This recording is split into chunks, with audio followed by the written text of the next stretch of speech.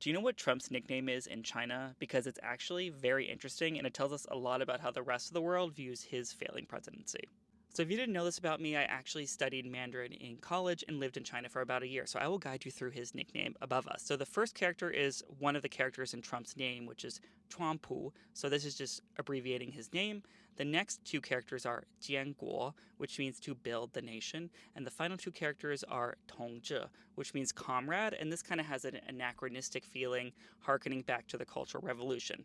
And what's interesting here is that the country this is referring to is not the United States, it is in fact China. So Trump's nickname is to build the Chinese nation comrade.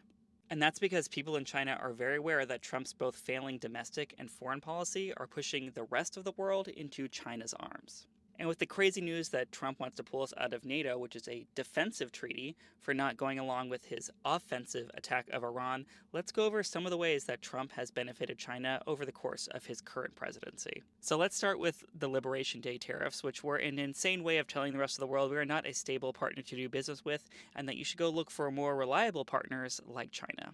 And so countries like Canada, South Korea, the UK, the EU, they've all run to China to deepen their economic and trading ties. And so instead of their trade surplus shrinking, as you might expect if US imports go down, it actually exploded as basically everybody else in the world turned to China. And also because of disinvestment in clean energy, etc., China has taken a huge lead in a variety of industries where the United States once was trying to compete.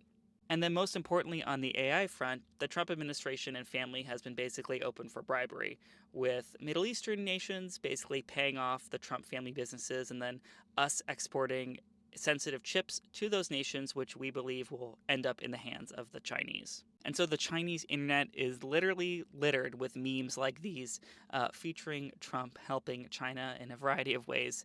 The sign behind Trump there, from what you can see, actually says, "Welcome to the building nation comrade," again, referring to Trump as the individual that is most helpful in building the Chinese nation outside of China. So that's the view from China, everybody.